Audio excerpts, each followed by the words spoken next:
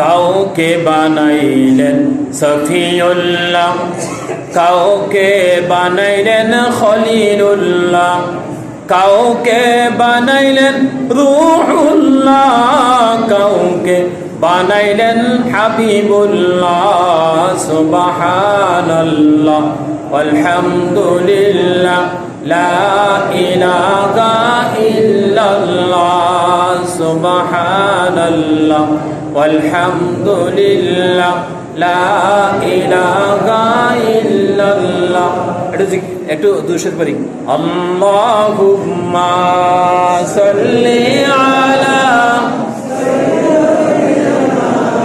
মাওলানা মুহাম্মদ ওয়া আলা আলি সাইয়্যিদিনা।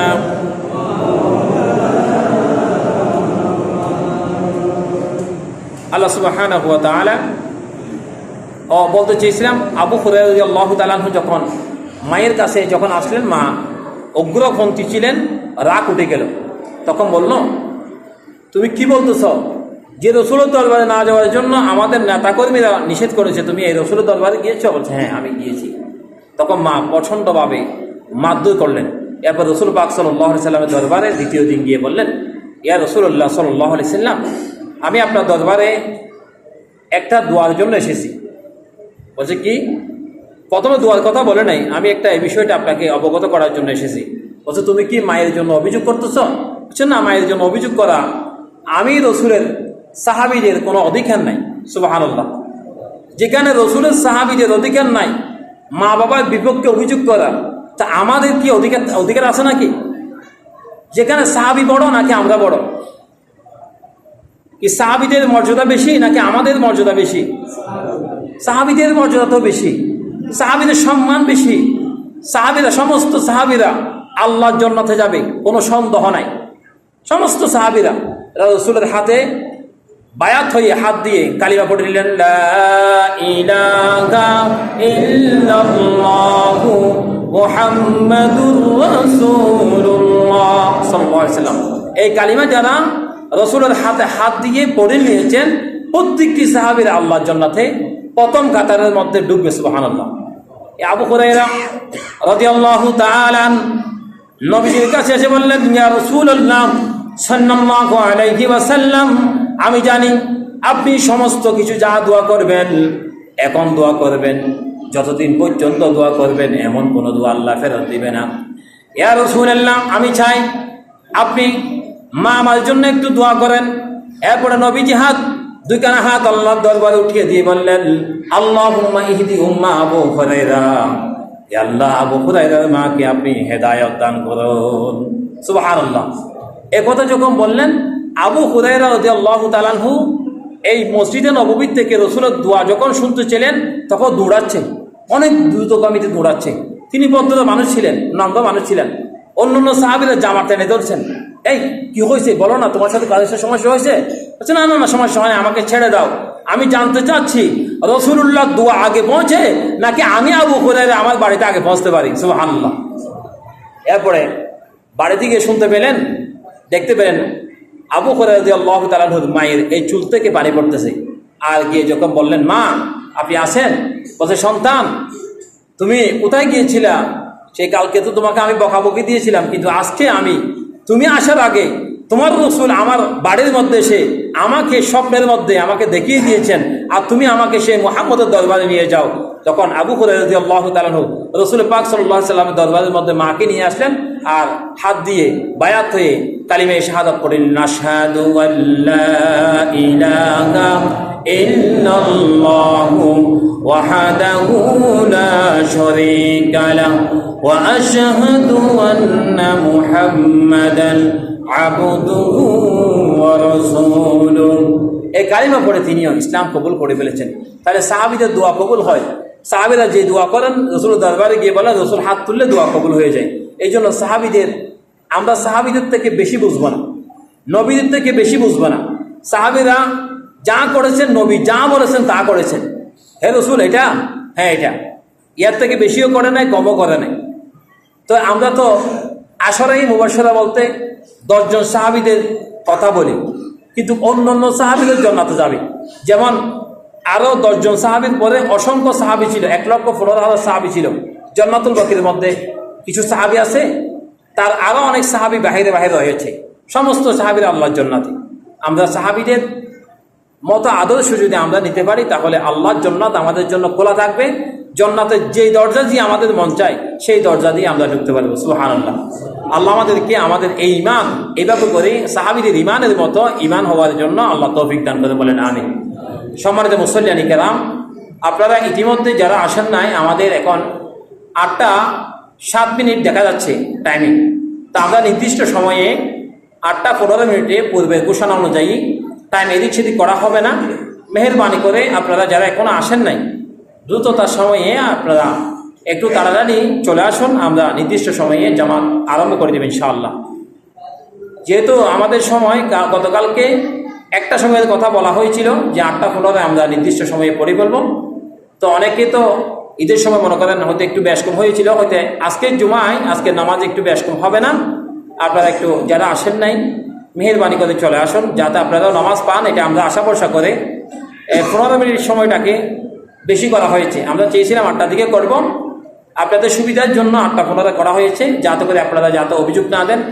আরও পরবর্তী অনেক কাজ আছে আমাদের। এই যে কোরবানি করতে হবে, গরু জবাই করতে হবে, রান্নাবান্না করতে হবে, মানুষদেরকে দিতে হবে, খাবার খেতে হবে, এই সামাজিক আনুষ্ঠানিক কাজগুলো করতে আমাদের সময় লাগবে। সব কিছু বিবেচনা করে আমাদের 8টা 15 সময় নির্ধারণ করা হয়েছে। আপনারা মেহেরবানি করে চলে আসুন। আল্লাহুম্মা সাল্লি আলা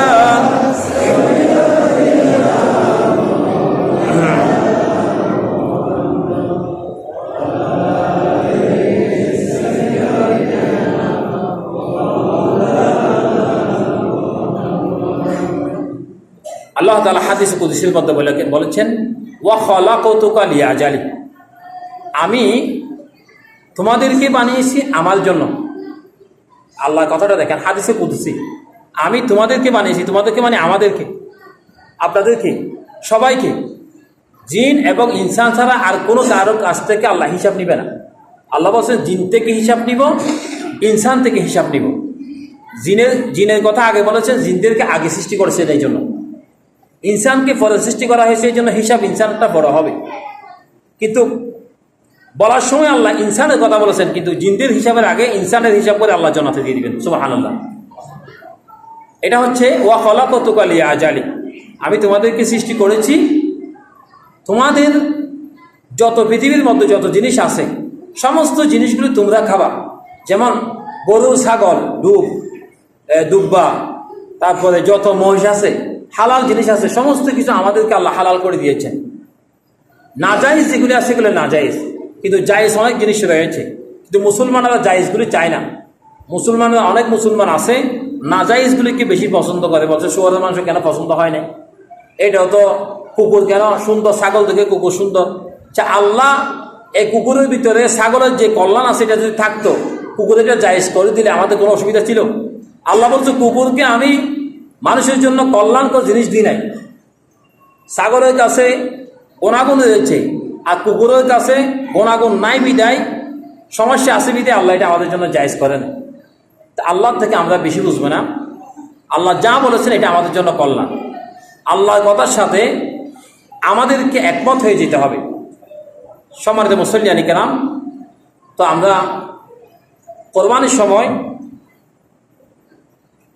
একটু অনেকে আছে আবার জুহুরের সময় নামাজ পড়তে আসবে না। এই যে এখন কোরবানি করবে, জুহুরের সময় নামাজ পড়তে আসবে না। কিন্তু আপনি যত কাজ করেন না কেন, নবীজির যেদিন শেষ নিঃশ্বাস, পৃথিবীর নিঃশ্বাস শেষ করে চলে যাবে, বিদায় নিয়ে যাবেন, এই দিন বলেছিলেন আসসালাত আসসালাত। গুরুত্বপূর্ণ কথা বলেছিলেন আসসালাত আসসালাত, নামাজ নামাজ। ওমর রাদিয়াল্লাহু তাআলা আনহু, আমি আবার আপনাদেরকে আগে বলেছিলাম, ফজরের 2 রাকাত নামাজের মধ্যে 1 রাকাত পড়িয়েছিলেন নামাজ। তাহলে 1 রাকাত যদি পড়ে ফেলে, 2 রাকাত নামাজ থেকে আর কয় রাকাত থাকে? 1 রাকাত। তো ওনাকে যখন কঞ্জর দিয়ে মাজুসি আঘাত করেছিল, ওনার পেট থেকে নাভিগুলি বের হয়ে গিয়েছিল, পাড়ালগুলি বের হয়ে গেছিল। খাবার দিচ্ছে, খাবার বের হয়ে যাচ্ছে, দুধ দিচ্ছে, দুধ বের হয়ে যাচ্ছে। ডাক্তার বলছে আপনি তার বাঁচবেন না। ডাক্তারকে ওমর রাদিয়াল্লাহু তাআলা বললেন, তুমি যদি বলতো আমি বাঁচবো, তাহলে তোমাকে আমি মনে করতাম তুমি মিথ্যাবাদী, কারণ আমি স্বপ্ন দেখতেছি, আমি দেখতেছি আমার চক্ষু দিয়ে, আমি যেই জান্নাতে যাব সেই জান্নাত আমি দেখে ফেলতেছি। সুবহানাল্লাহ। আল্লাহ নেককার বান্দারা যেই জান্নাতে যাবে সেই জান্নাত আল্লাহ দেখিয়ে দেন। এই জন্য ওমর রাদিয়াল্লাহু তাআলা আনহু যখন শেষ নিঃশ্বাস চলে যাবে, যখন হুঁশ আসলেন, তখন বলল যে 1 রাকাত নামাজ বাকি ছিল, এই নামাজটাকে তোমরা সম্পূর্ণ করেছ? আচ্ছা, মানুষকে সব থেকে গুরুত্বপূর্ণ কথা কখন বলে? ইন্তেকালের সময় না, আমার জায়গাগুলো দিয়ে ফেলবা, টাকাগুলো অমুখে দিবা। যেমন আমাদের কয়েকদিন আগে একজন র্যাব 7-এর সম্ভবত এডিশনাল এসপি, সম্ভবত এরকম পদবি ওনার উপর র্যাঙ্কের, উনি যাওয়ার সময় একটা চিরকুট, এটা চিঠি বলা হয়, চিঠি লিখে গেলেন যে সম্পদগুলিকে, স্বর্ণগুলিকে আমার স্ত্রীকে দেওয়া হোক, আর যা সম্পদ আছে পেনশন থেকে শুরু করে সমস্ত কিছু মাকে দেওয়া হোক। তাহলে গুরুত্বপূর্ণ কথা শেষবারের সময় বলে না? শেষবারের সময় বলে। তো আমাদের শেষবারের শেষ কথা হচ্ছে নামাজ। নামাজ, আপনি নামাজ পড়বেন, আল্লাহর সাথে সম্পর্ক থাকলো, নামাজ পড়লে না আল্লাহর সাথে আপনার সম্পর্ক থাকলো না। এই জন্য আমরা নামাজটা আমাদের জীবনের সব থেকে বেশি মূল্যবান বলে মনে করবো। আল্লাহ বলছেন, উতলু মা উহিয়া ইলাইকা মিনাল কিতাবি ওয়া আকিমিস সালাহ ইন্নাস সালাতা তানহা আনিল ফাহশাই ওয়াল মুনকার। তুমি যদি বান্দা নামাজ পড়ো, আল্লাহ তাআলা তোমাকে এই নামাজের বিনিময়ে